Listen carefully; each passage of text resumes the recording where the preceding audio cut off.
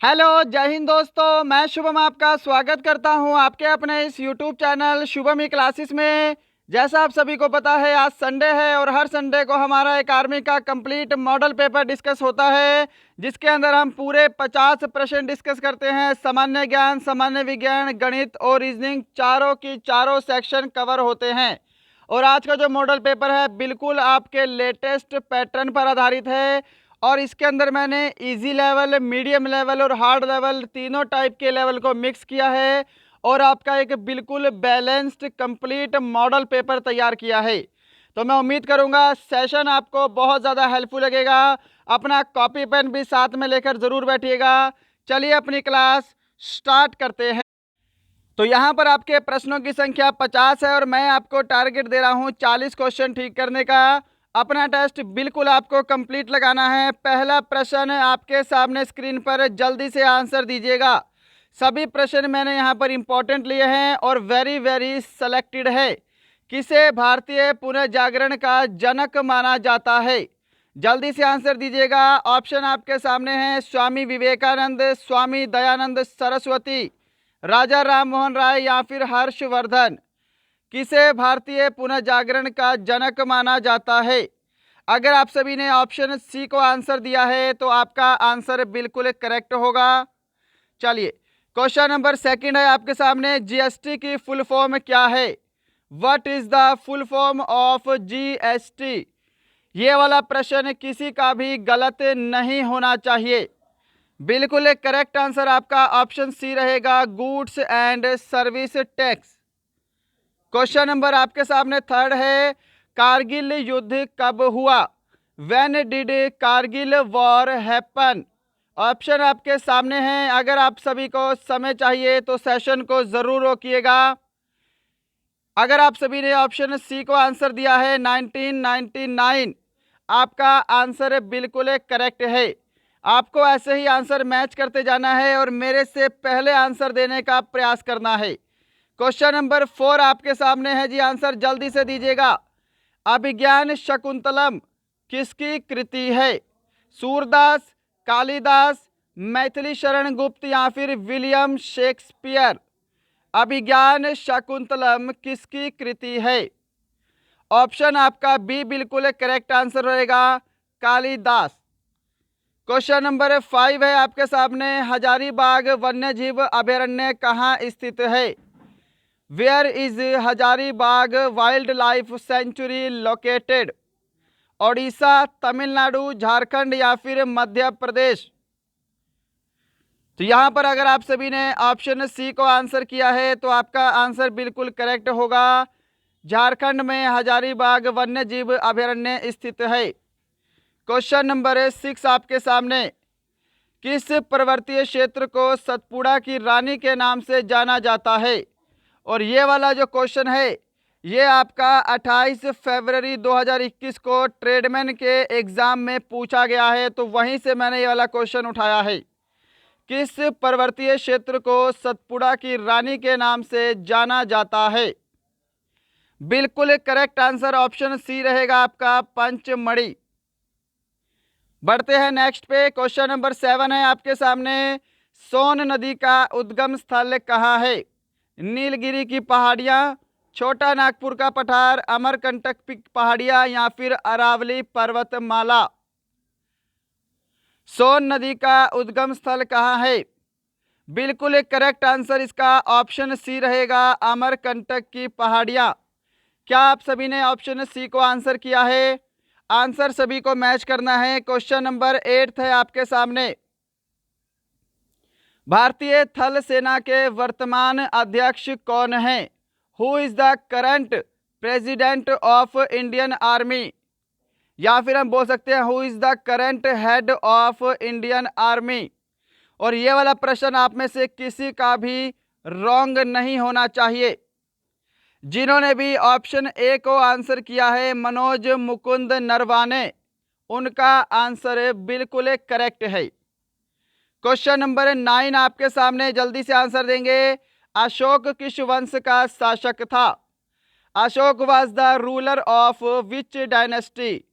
मुगल वंश, गुप्त वंश, चोल वंश या फिर मौर्य वंश?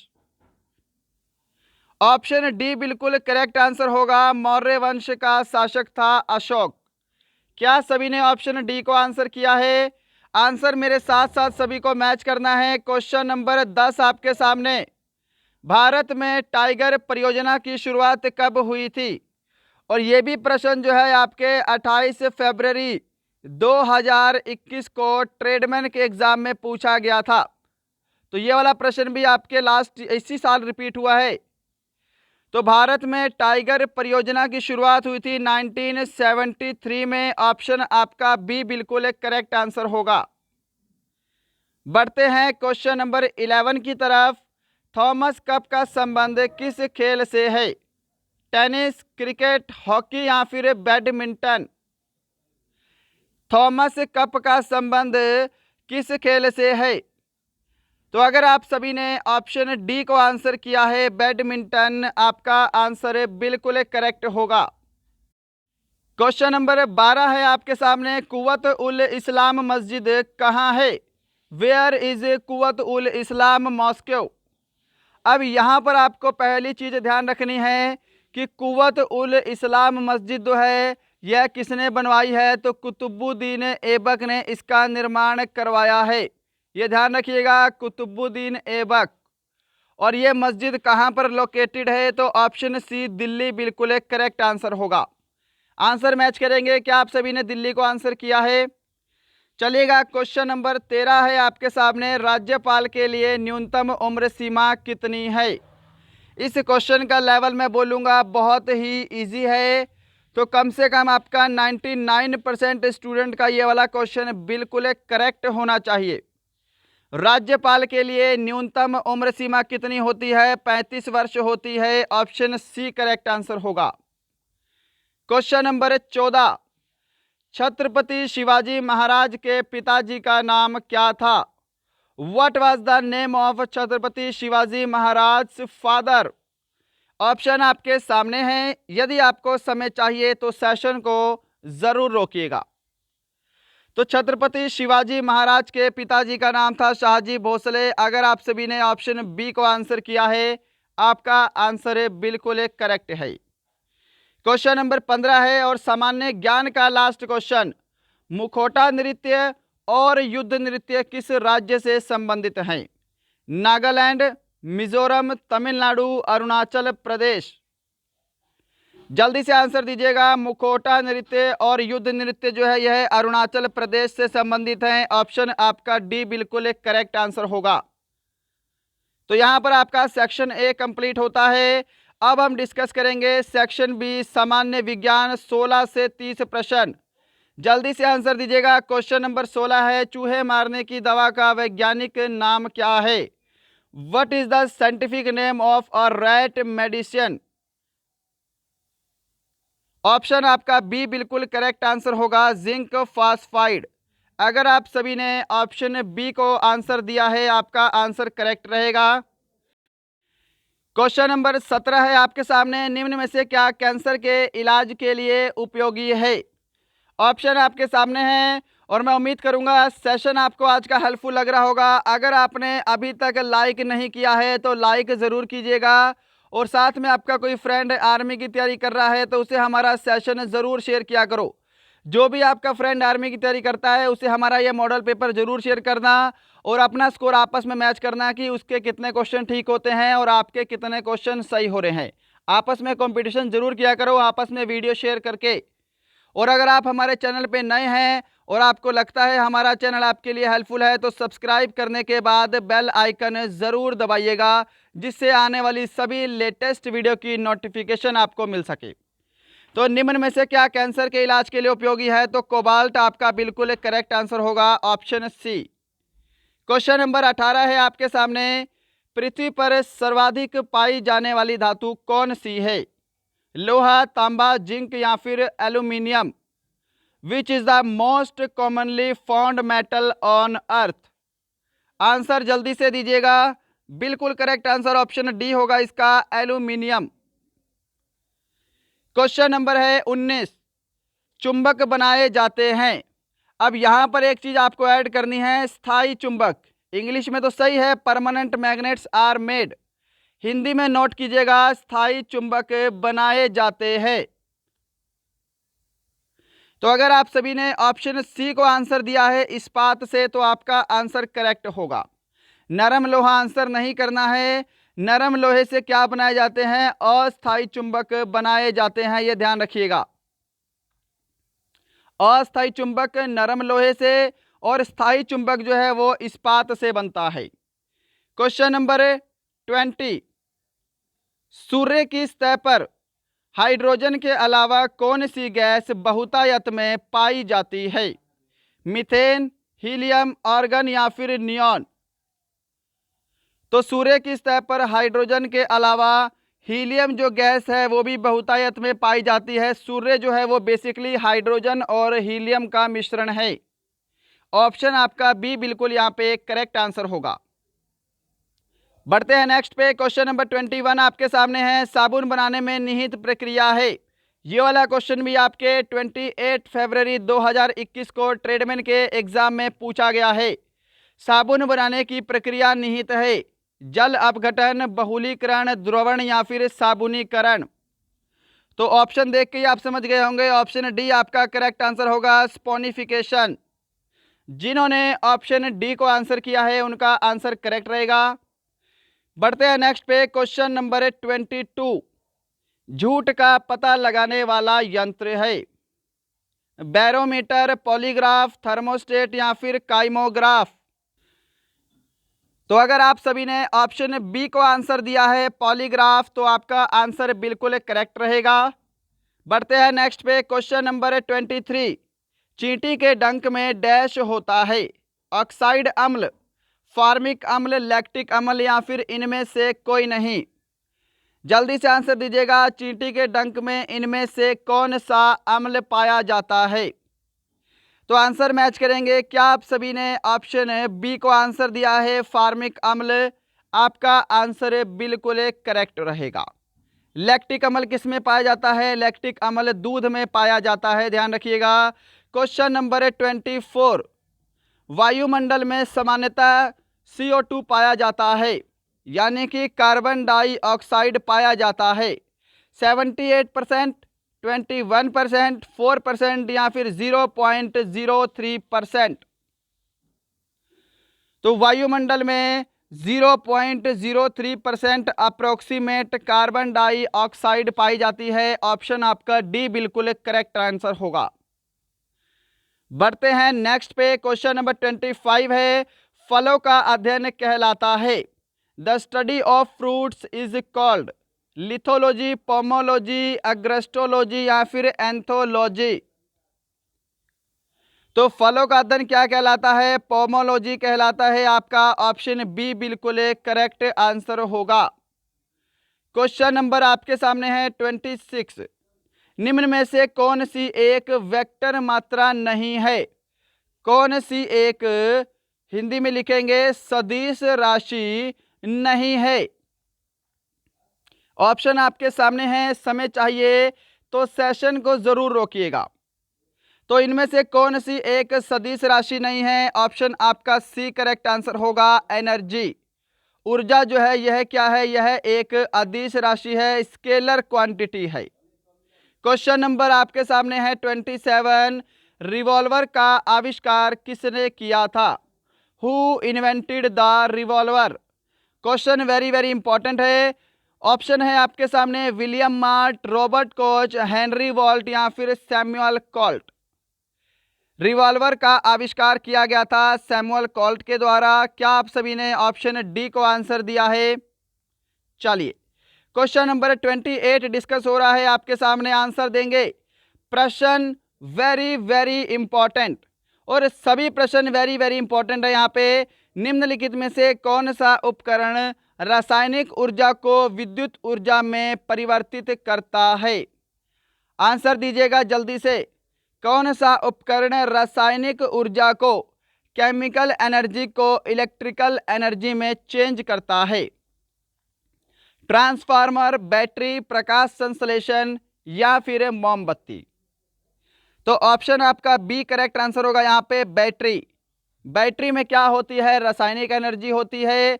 तो रासायनिक एनर्जी से क्या करता है, ये इलेक्ट्रिकल एनर्जी जनरेट करता है।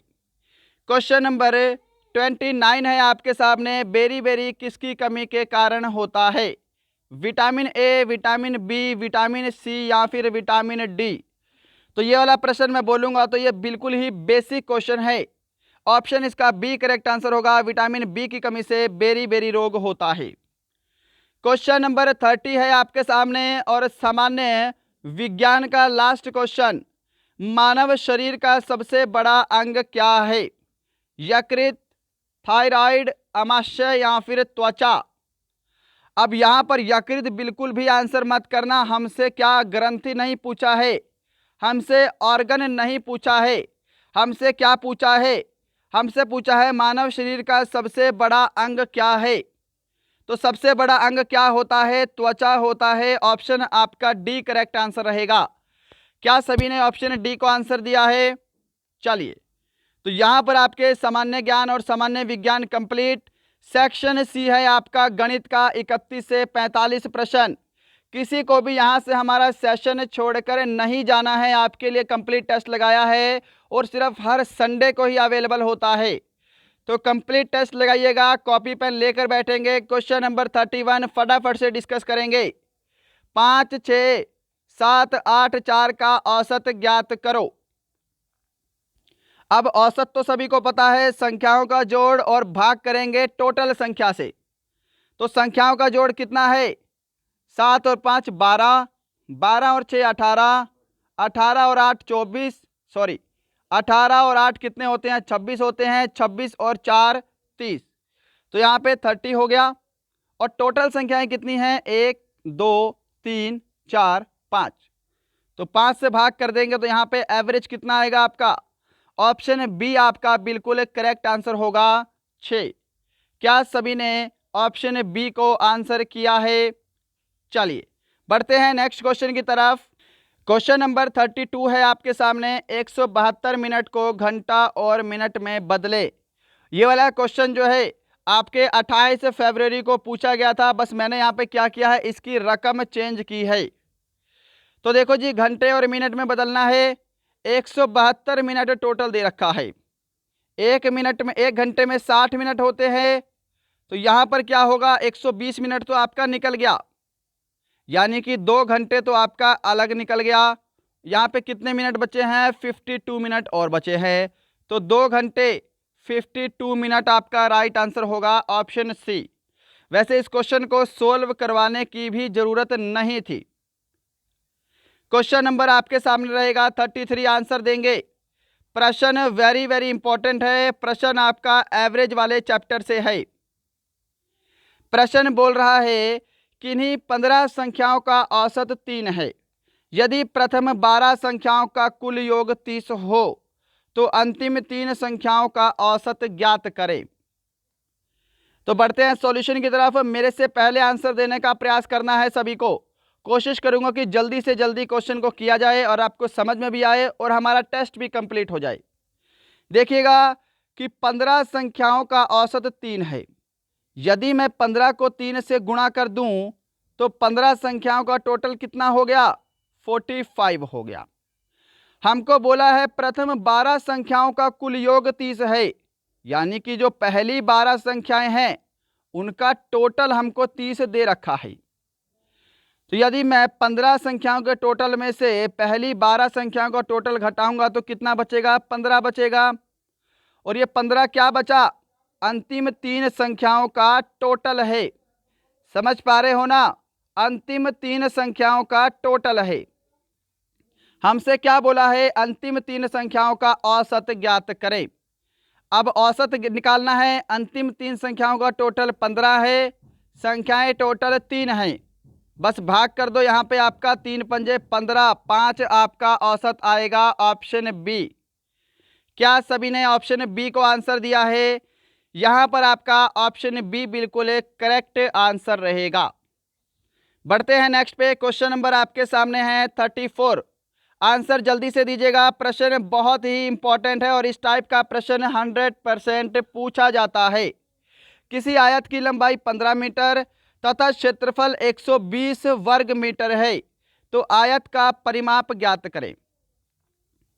तो देखो जी, यहां पर आपको सबसे पहले फॉर्मूला पता होना चाहिए, और ये जो मेंसुरेशन वाला टॉपिक है ये मैं आपको बिल्कुल कंप्लीट करवा चुका हूं। अगर आपने नहीं देखा तो आप YouTube पे लिखिएगा मेंसुरेशन शुभम ई क्लासेस, आपके सामने मेंसुरेशन वाला टॉपिक पूरा आ जाएगा, है ना। अब देखो, आयत के क्षेत्रफल का फॉर्मूला होता है लंबाई गुणा चौड़ाई, यानी कि लेंथ इनटू ब्रेथ।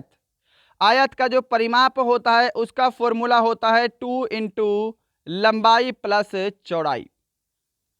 बस ये दो फॉर्मूले आपको मालूम होने चाहिए। अब देखो, आयत की लंबाई हमको दे रखी है 15 मीटर। अगर हमको परिमाप निकालना है तो हमको चौड़ाई मालूम होनी चाहिए, तो हम पहले यहाँ पे चौड़ाई निकालेंगे। लंबाई गुणा चौड़ाई, ये हो गया आयत का क्षेत्रफल, और क्षेत्रफल हमको दिया है 120 वर्ग मीटर, तो ये 120 का मान हो गया। तो ये 15 से भाग हो जाएगा, तो 15 8 कितना होता है, 120 होता है। तो चौड़ाई कितनी आ गई आपकी, 8 मीटर आ गई। क्या इतना स्टेप सभी को समझ में आया है? अब देखो, अब इस फॉर्मूले में वैल्यू पुट कर दो, आपका आंसर आ जाएगा। लंबाई है 15 और चौड़ाई हमारी कितनी आई है, 8 निकल कर आई है। तो 15 और 8 कितने होते हैं, 23 होते हैं, और 23 में हमको फिर 2 से गुणा करना है, तो यहाँ पे आपका 46 करेक्ट आंसर होगा, ऑप्शन सी। अगर आप सभी ने ऑप्शन सी को आंसर दिया है तो आपका आंसर बिल्कुल करेक्ट होगा। बढ़ते हैं नेक्स्ट क्वेश्चन की तरफ। क्वेश्चन नंबर 35 आपके सामने है।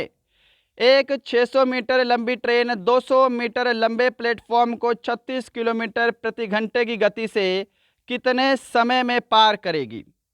और ये ट्रेन वाला जो चैप्टर है ये भी मैं आपको बिल्कुल कंप्लीट करवा चुका हूं। आपको YouTube पे लिखना है ट्रेन, और चैनल का नाम लिखना है शुभम ई क्लासेस। आपके सामने ट्रेन वाला चैप्टर भी बिल्कुल कंप्लीट आ जाएगा। अब देखो, एक ही फॉर्मूला लगता है यहाँ पे। डिस्टेंस क्या होता है, स्पीड इनटू टाइम होता है। हमको समय निकालना है, समय का फॉर्मूला क्या होता है, डिस्टेंस अपॉन स्पीड, है ना। अब यहाँ पर देखिएगा कि डिस्टेंस क्या है। मैंने आपको हमेशा बताया है कि जब भी कोई ट्रेन किसी प्लेटफार्म को, किसी पुल को पार करेगी तो ट्रेन की लंबाई के साथ उस प्लेटफार्म की लंबाई भी जुड़ती है। करेक्ट है इतनी बातें? अब देखो, 600 मीटर लंबी ट्रेन है, 200 मीटर लंबा प्लेटफॉर्म है, तो इन दोनों को जोड़ देंगे तो टोटल डिस्टेंस कितना हो गया आपका, 800 मीटर हो गया। स्पीड कितनी है, 36 किलोमीटर प्रति घंटा है जी, परंतु हमारा आंसर सेकंड में है, तो इस किलोमीटर प्रति घंटे को हमको मीटर प्रति सेकंड में बदलना पड़ेगा। तो 36 को हम क्या करेंगे, 5/18 से गुणा कर देंगे, तो ये 18 नीचे ना रहकर 18 हमारा ऊपर चला जाएगा। इतना तो पता है ना, किलोमीटर प्रति घंटे को मीटर प्रति सेकंड में बदलने के लिए 5/18 से गुणा करते हैं। अब देखो, ये डिस्टेंस हो गया, ये आपकी स्पीड हो गई। समय हमको निकालना है, बस अब सोल्व करो, आपका आंसर आ जाएगा। 18 दूनी 36 होते हैं, 5 दूनी कितने होते हैं, 10, और 10 से आपकी ऊपर की एक जीरो कैंसल, तो मैं यहां से बोल सकता हूं 80 सेकंड आपका करेक्ट आंसर होगा, ऑप्शन डी। क्या सभी ने ऑप्शन डी को आंसर दिया है? और क्या आपको यह सवाल समझ में आया है? जल्दी से बताइएगा। क्वेश्चन नंबर 36 है आपके सामने, इसको सॉल्व करेंगे, और इसको मैं यहाँ पे डायरेक्ट ही सॉल्व कर देता हूँ। ओके, अब 6 को क्या करेंगे, पहले 2 से भाग करेंगे, क्योंकि बोर्ड मास में पहले भाग होगा। तो 6 को अगर मैं 2 से भाग कर दूं तो यहाँ पे 3 बनेगा, तो ये हो गया 12 + 3, और यहाँ पे है आपका 4, तो यहाँ पे 4 × 15 हो जाएगा, 12 और 3, और 15 चौके कितना होगा, 60 होगा। ऑप्शन आपका सी करेक्ट आंसर होगा। क्या सभी ने ऑप्शन सी को आंसर किया है? आंसर मैच करते जाइएगा। क्वेश्चन नंबर 37 आपके सामने, और इस टाइप का प्रश्न भी आपके एग्जाम में कई बार पूछा जा चुका है, बिल्कुल लेटेस्ट पैटर्न में। ओके, अब देखो यहाँ पे क्या लिखा है, y + 4 इंटू y - 4, इनका आपको गुणनफल निकालना है। तो अगर आप ध्यान से देखो, तो अगर मैं इसको बोलूं a और इसको अगर मैं बोलूं b, तो ये क्या है, ये a माइनस बी है। तो a प्लस बी और a माइनस बी का सूत्र क्या होता है, अगर ये बीच में गुणा हो रहे हैं तो ये होता है a square minus B square, इसी का सूत्र होता है ना ये। तो इसको आप डायरेक्ट कर लेना, या फिर आप इसको मल्टीप्लाई करके भी कर सकते हो। मैं आपको दोनों तरीके बताऊंगा। पहले आप इस सूत्र को अप्लाई करेंगे तो देखो a क्या है हमारा, y है, y का स्क्वायर है ना, माइनस b हमारा कितना है, 4 है, तो 4 का स्क्वायर 16। ऑप्शन आपका डी करेक्ट आंसर होगा यहां से डायरेक्ट। अब देखो इसको मैं आपको बेसिक से भी बताता हूं एक बार करके। y प्लस 4 और यहां पे क्या है आपका y माइनस 4, इसको मल्टीप्लाई करना है आपको आपस में। तो पहले y को इससे गुणा करो और y को इससे गुणा करो। तो y को इससे गुणा करेंगे तो ये आपका y स्क्वायर माइनस 4y बनेगा, है ना। यहाँ पे प्लस का निशान आएगा क्योंकि ये 4 प्लस का है। अब इस प्लस 4 को इन दोनों से गुणा करना है, तो ये प्लस का 4y माइनस का आपका 16 बनेगा। तो ये माइनस के 4y से प्लस का 4y कैंसल हो जाएगा, तो y स्क्वायर माइनस 16, यहां से भी आपका सेम आंसर आएगा। क्वेश्चन नंबर 38 डिस्कस करेंगे, आपके सामने है स्क्रीन पर। किसी घन का आयतन 512 घन सेमी है तो उसकी भुजा क्या होगी। सिंपल सा प्रश्न है जी। घन के आयतन का सूत्र क्या होता है, a की क्यूब होता है ना। और यहाँ पे a की क्यूब का मान आपको कितना दे रखा है, 512 दे रखा है। तो सिंपल सी बात है, तो a का मान कितना हो जाएगा, यहाँ पे 8 ही तो होगा, क्योंकि 8 की क्यूब कितना होता है, 512 होता है। डायरेक्ट किया करो क्वेश्चन, ऑप्शन बी आपका करेक्ट आंसर होगा। ये मेंसुरेशन का क्वेश्चन है, मेंसुरेशन आपको कंप्लीट करवा चुका हूं, यूट्यूब पर आप देख सकते हैं, हमारे इसी चैनल पर प्लेलिस्ट में जाकर भी देख सकते हैं। क्वेश्चन नंबर 39 सिंपल सा प्रश्न, 9, 12 और 5 का महत्तम समापवर्तक ज्ञात करो। अब देखो 9 है, 12 है और 5 है, इनका कोई भी कॉमन फैक्टर आपस में नहीं बनेगा, सिर्फ आपका कॉमन फैक्टर एक ही बनेगा। ऑप्शन आपका डी ही करेक्ट आंसर होगा, एक ही इनका महत्तम समापवर्तक होगा। इनका इसके अलावा कोई भी हाईएस्ट कॉमन फैक्टर नहीं बन रहा है। क्या सभी को समझ में आया। और वैसे भी ध्यान रखिएगा, कोई भी संख्या एक ओड है और एक इवन है तो उनका एचसीएफ तो एक ही होगा। क्या सभी को क्लियर हुआ। चलिए क्वेश्चन नंबर आपके सामने है 40, आंसर जल्दी से दीजिएगा। यहाँ पे इसका वर्गमूल आपको बताना है जी। देखो इसको हम कैसे लिख सकते हैं, ये 441 हो गया और नीचे हम इसको 100 लिख सकते हैं, क्योंकि 2 डिजिट के बाद पॉइंट लगा है, समझ गए। अब ये जो 441 है ये आपका 21 का वर्ग है और 100 का वर्गमूल क्या होगा, 10 होगा। तो सोल्व करेंगे तो 2.1 आपका आंसर होगा। कहां पर है, ऑप्शन सी में है। क्या सभी का क्लियर हुआ। 441 का √21, 100 का √10 और इसको सोल्व करेंगे तो 2.1। क्वेश्चन नंबर आपके सामने है 41, आंसर जल्दी से दीजिएगा, वेरी वेरी इंपॉर्टेंट। कि धनराशि ज्ञात करो यदि 12% वार्षिक ब्याज की दर से 5 वर्ष का साधारण ब्याज 600 रुपये हो। और ये साधारण ब्याज वाला चैप्टर भी मैं आपको कंप्लीट करवा चुका हूं। अगर आप YouTube पे लिखेंगे साधारण ब्याज शुभम ई क्लासेस तो आप उसको भी देख सकते हैं। देखो जी, यहाँ पे धनराशि ज्ञात करनी है तो मूलधन निकालना है। मूलधन का फॉर्मूला क्या होता है, सिंपल इंटरेस्ट इंटू 100 और यहाँ पे क्या होगा आपका rate of interest into time. Okay, अब देखो साधारण ब्याज आपको दे रखा है 600 रुपये, तो 600 गुणा 100 हो गया और रेट ऑफ इंटरेस्ट आपको 12% दी है, समय आपको दिया है 5 वर्ष। ओके, अब इसको आप डायरेक्ट कर लो। देखो 12 पंजे कितना होता है, 60 होता है और अगर 60 से मैं 600 को कैंसिल करूंगा तो ये 10 बार में जाएगा। अब 10 को 100 से गुणा करोगे तो 1000 रुपये आपका करेक्ट आंसर होगा, ऑप्शन बी। क्या आप सभी ने ऑप्शन बी को आंसर दिया है। चलिए क्वेश्चन नंबर 42 है आपके सामने, आंसर जल्दी से दीजिएगा। प्रश्न वेरी वेरी इंपॉर्टेंट है, थोड़ा सा आपको कंफ्यूजिंग लग सकता है कि यदि x का y प्रतिशत, यदि x y का 80% हो तो x का कितने प्रतिशत y है। अब यहां पर ड्रॉ करो, देखो जी, यहां पर मैंने लिख दिया x, यहां पर मैंने लिख दिया y। यदि x जो है वो y का 80% है तो y को हम 100 मानना पड़ेगा, और x जो है वो y का 80% है तो x का मान कितना हो गया, यहां से 80 हो गया। क्लियर हुआ सभी को, ये x और y का रेशो हो गया।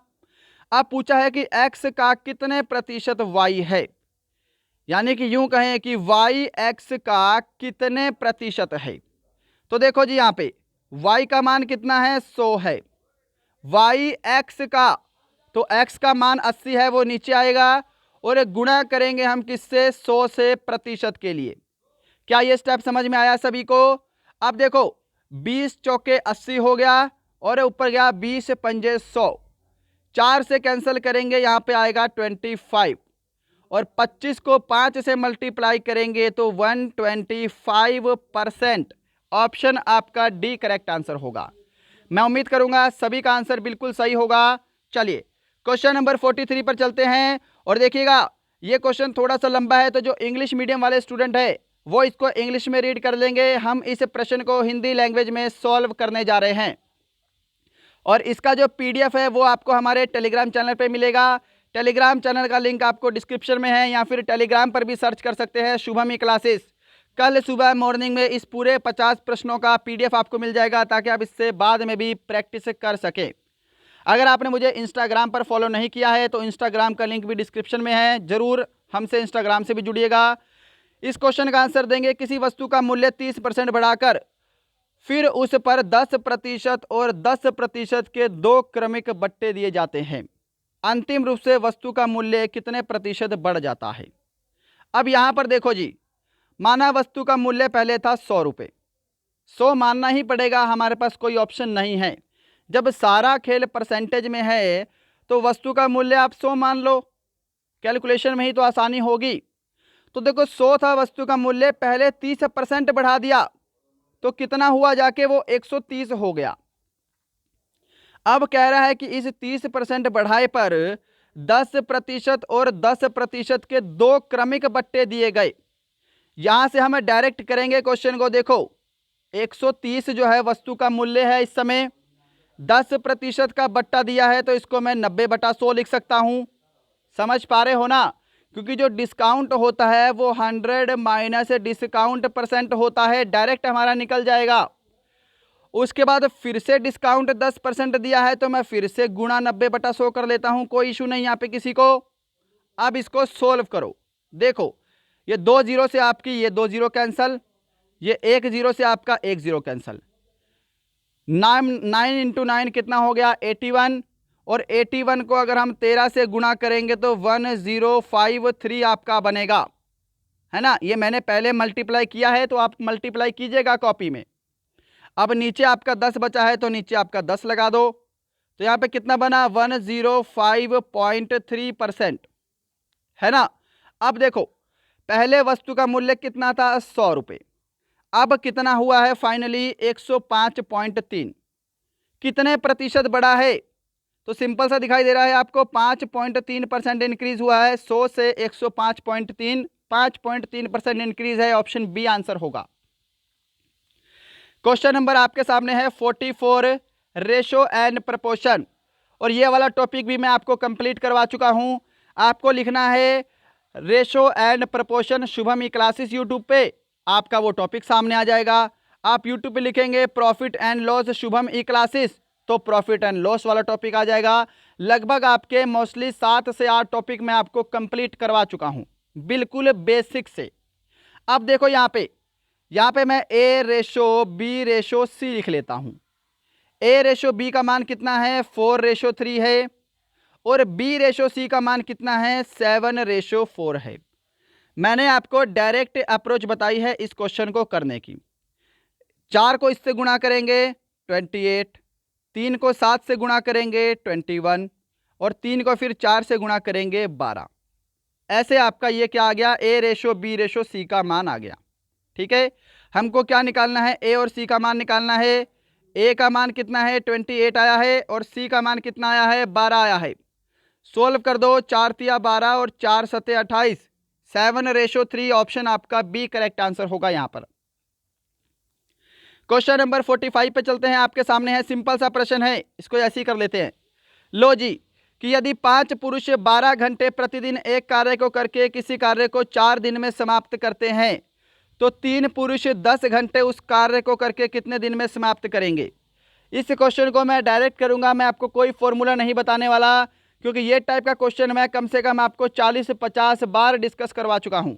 डायरेक्ट करेंगे, अगर आपको वर्क नहीं दिया तो डायरेक्ट कर लिया करो कि 5 पुरुष 12 घंटे प्रतिदिन कार्य करके किसी कार्य को 4 दिन में करते हैं, डिवाइड 3 पुरुष 10 घंटे कार्य करके प्रतिदिन उस कार्य को कितने दिन में करेंगे। सिंपल, अब भाग कर दो जो जो आपसे कट रहा है। ये 3 से गया 4 बार में, 5 एकम 5, 5 दूनी 10, 2 से कैंसिल करेंगे, 2 दूनी 4, तो यहां पे आपका 8 दिन बिल्कुल करेक्ट आंसर होगा, ऑप्शन सी। अगर आप सभी ने ऑप्शन सी को आंसर किया है, आपका आंसर सही है, तो यहाँ पे आपका गणित का सेक्शन कंप्लीट होता है। अब सेक्शन डी है आपका रीजनिंग का 5 प्रश्न, फटाफट से डिस्कस करेंगे, आपका ज़्यादा समय नहीं लिया जाएगा। विषम पद ज्ञात करना है, फाइंड द ऑड टर्म।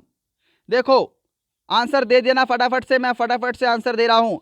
मार्च जो है वो 31 का महीना है, मई क्या है 31 का है, जुलाई भी आपका 31 का महीना है, परंतु नवंबर जो है उसके अंदर कितने होते हैं, 30 डेज होते हैं। तो यहाँ पे आपका ऑप्शन डी करेक्ट आंसर होगा, नवंबर। क्या सभी का आंसर क्लियर है।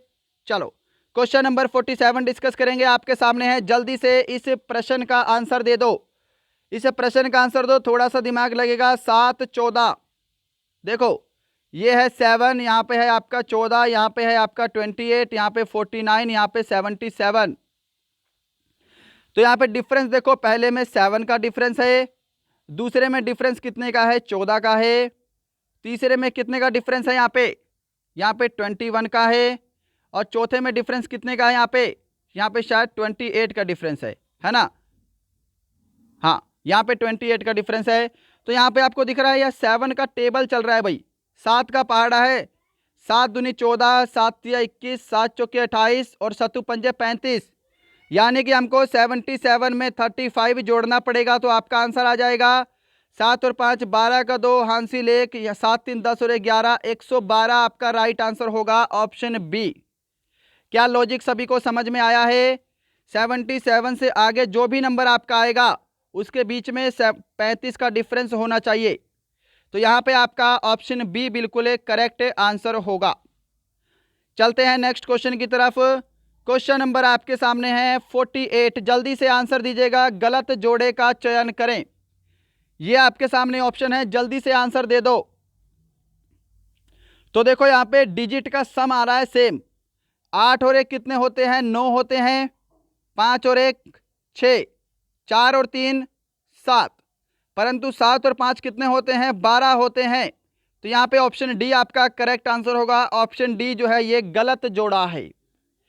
क्वेश्चन नंबर 49 आपके सामने है, आंसर दोगे जल्दी से। फ्लावर को यदि हम ये लिखेंगे तो फ्रूट को किस कोड भाषा में लिखा जाएगा।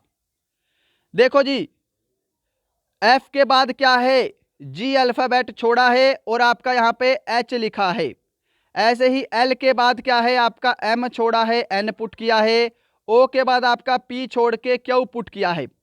यानी कि हम डायरेक्ट बोले कि एक अल्फाबेट छोड़कर उससे अगला अल्फाबेट पुट किया हुआ है। जैसे एफ है, एफ के बाद जी को छोड़ेंगे, एच पुट होगा। आर के बाद क्या है, एस को छोड़ेंगे, यहाँ पे टी पुट करेंगे। यू के बाद हम वी को छोड़ के डब्ल्यू को पुट करेंगे। आई के बाद हम जे को छोड़ के के को पुट करेंगे, और टी के बाद हम यू को छोड़ के वी को पुट करेंगे। तो ये देखो यहाँ पे आपका कौन से ऑप्शन में है, H T W K V, option C H T W K V. अगर आपने ऑप्शन सी को आंसर किया है, आपका आंसर करेक्ट है।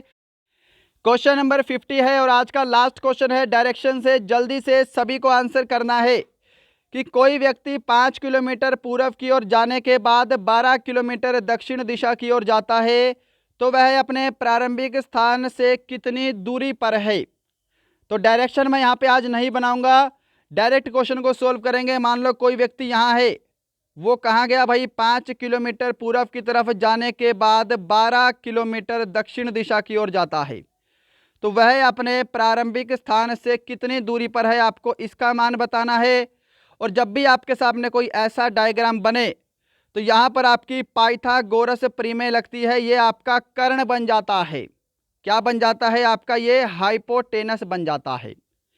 तो कर्ण निकालना है, यहाँ पे आपको पाइथागोरस प्रमेय लगानी पड़ेगी। मैं आपको हिंदी में करूंगा। देखो, कर्ण निकालने का सूत्र होता है कर्ण का स्क्वायर बराबर आधार का स्क्वायर प्लस लंब का स्क्वायर। तो यहाँ पर देखिएगा आधार कितना है, 5 है, तो मैं डायरेक्ट कर रहा हूँ 5 का स्क्वायर 25, लंब 12 है तो 12 का स्क्वायर 144। क्या क्लियर हुआ सभी को। और यहाँ पे हम करेंगे कर्ण का स्क्वायर। तो देखो 25 में अगर मैं 144 जोड़ दूं, है ना, यहाँ पे सोल्व करूंगा मैं, ध्यान रखिएगा, ऊपर सोल्व करने जा रहा हूं। 25 में 144 जोड़ेंगे तो कितना बनेगा, 5 और 4 9, 4 और 2 6, 169। और ये 169 क्या है, आपका कर्ण का स्क्वायर है। तो ये यहाँ पे अंडर रूट हो जाएगा अगर हम कर्ण से स्क्वायर हटाएंगे। तो k का मान कितना आएगा, यहाँ से आपका 13 आएगा। ऑप्शन आपका डी करेक्ट आंसर होगा। आई होप आपको ये सभी क्वेश्चन समझ में आए होंगे, है ना। यहाँ पे थोड़ा स्पेस कम था इसलिए मैं इसको ऊपर ले गया। यहाँ पे आपका 13 किलोमीटर आंसर होगा। और वैसे भी ये ट्रिपलेट है, ये ट्रिपलेट्स तो आपको डायरेक्ट याद होने चाहिए, 5 12 और 13। तो दोस्तों ये थे आपके पूरे 50 प्रश्नों का मॉडल पेपर। बताइएगा आपको आज का सेशन कैसा लगा, जरूर बताएंगे हमारा पढ़ाया हुआ आपको कैसा लगता है। और अपना स्कोर कमेंट करना शुरू कर दो, आज के इस मॉडल पेपर में आपका स्कोर कितना है। मिलते हैं कल किसी और अच्छे टॉपिक के साथ, तब तक के लिए जय हिंद जय भारत।